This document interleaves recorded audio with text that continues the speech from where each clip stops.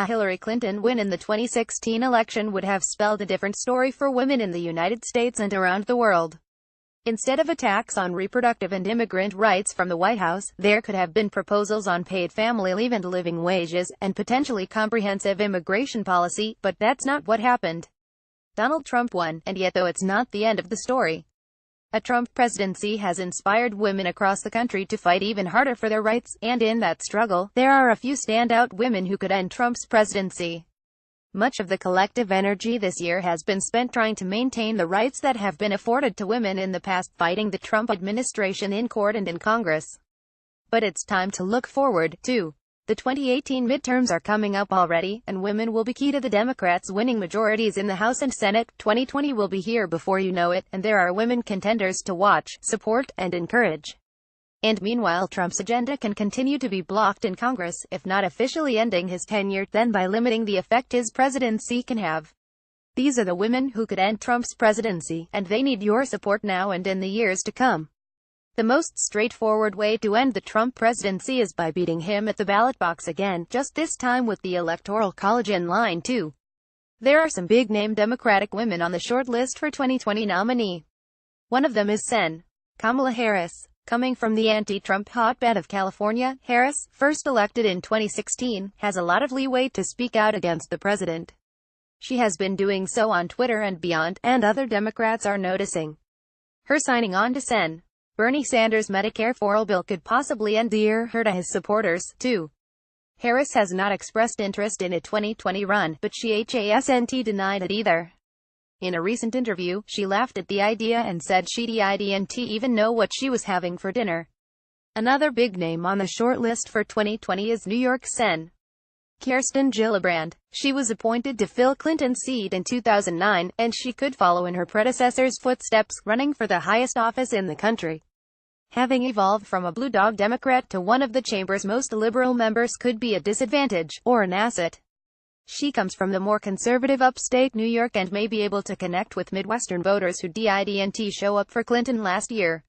She's ruled out a run for 2020, but it's not too late for her to change her mind. Let me be clear, if Trump doesn't keep his word, Congress doesn't pass a Clean Dream Act, I won't vote for a spending bill without it. Elizabeth Warren at Sen. Warren, November 2, 2017. For the most progressive voters in the Democratic Party, Sen. Elizabeth Warren has been their go-to woman candidate. She would be a strong candidate to ensure Trump's done after 4 years. And that's likely still the case for many, as she is perhaps best prepared to make the Democrats' economic argument. She was an economics professor at Harvard, after all. Now she's taking progressive policies mainstream, and talking about how race and other factors work into the equation for economic fairness. 2020 could be her year, too, if she wants it. Currently she's responded to interviewers by focusing on her re-election and work in the Senate, something she said should take priority. Warren told WGBH's Greater Boston, "We can't be a party and we can't be a nation that says, horse race to horse race. Let's just see what happens every 4 years and let's get all excited about speculating who's going to be in the race in 4 years." These three women previously mentioned are at the top of what may grow to be a very long list of women who could beat Trump at the ballot box. There are at least 11 women on a list that The Washington Post prepared back in January, and other sources put the number even higher.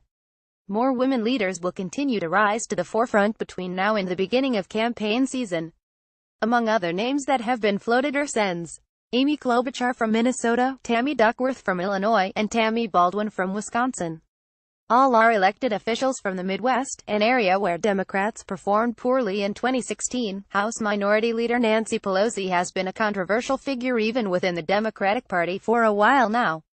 But as a Democratic heavyweight, she's proven effective on passing the economic stimulus, pushing a minimum wage increase, and saving the Affordable Care Act. And with Trump in the White House, she has shown an ability to negotiate with him. That will remain important to slow his agenda, but her real potential for ending the presidency comes in 2018. If and when Democrats win back the House, Pelosi will have the knowledge and experience to pull all levers of government to stop Trump. That could be via impeachment or something else she's not giddy to impeach. Either way, there's no doubt she's the best candidate for the job to stop Trump's agenda within the halls of government, whether it comes from impeachment or is countered legislatively. It's not just Democratic women who have worked to stop Trump. He's only as powerful as Congress lets him be, and there are key Republicans who have worked to impede his will on the party. Sen. Susan Collins is the main one, regularly putting her neck on the line for votes against healthcare, for example. Advocates do say she can do better, and should be pressured to vote more in line with her constituency. She also can help empower the Russia investigation in her role on the Senate Intelligence Committee and work to pass legislation that keeps Trump from pardoning his former campaign officials. Like many Alaskans, I'm concerned about the continuous and often conflicting reports about President Trump, the FBI and Russia. Pic.twitter.com's NEO2GDBT, Sen.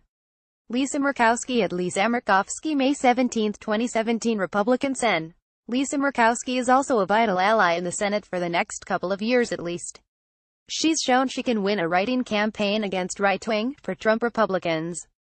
Critics say she needs to be pressured to oppose him more, but of all the Republicans, she's one of the best bets on voting against Trump's policies. In the past she's had a clear head when it comes to the Russia investigation, and she, like Collins, can be a Republican ally in preventing Trump from firing Mueller or pardoning his supporters.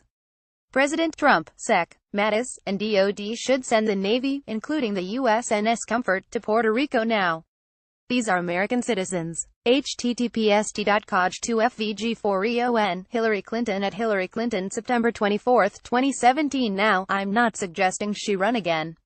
What Clinton could do is use the fact that she beat Trump to rub him the wrong way. She can speak out against his policies publicly, which both inspires her followers and really bothers Trump. If he continues criticizing her, it could arguably keep him from focusing on destroying women's health, limiting abortion access and more. Distracting Trump could lead to even more impotent leadership. And it seems she's happy to be the people's champion during the rest of his term, whether on Twitter or through various speeches. The most immediate and overwhelming response to Trump's election was the Women's March the day after the inauguration.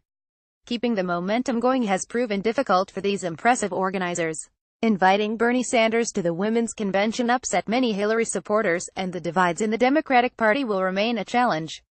But for there to regularly be people on the street opposing the Trump administration, there will need to be a group organizing to make it happen. The Women's March organizers remain some of the most vocal voices of the resistance, and they'll be needed during the coming elections and in opposition of his agenda. They can get people to turn out when it matters most, protesting at key moments for the Russia investigation, a possible impeachment vote, or driving turnout in the coming elections. 2018 is coming. More women than ever are running for office, but we need to turn out the voters. Charlotte Goska at Charlotte_Goska, November 2, 2017. Among the women who are vital to ending Trump's presidency are those of you reading this. Yes, you. Make sure to play an active role in the resistance, registering and voting in local, state, and national races. Run for office yourself if need be. Turn out to protests and marches. Volunteer for campaigns and talk to your friends and family like Michelle Obama would. Knock on doors, make phone calls to voters, and write letters to the editor. Without you, none of the women on this list have a chance of stopping Trump. Make sure they know you're with them, and pressure them to act to stop the president and his agenda. It might seem like there's a long way to go at this point, but the inflection point for change could be happening at this very moment. Make sure you do your part to make it happen. Editors note this OP does not reflect the views of BDG Media and is part of a larger, feminist discourse on today's political climate.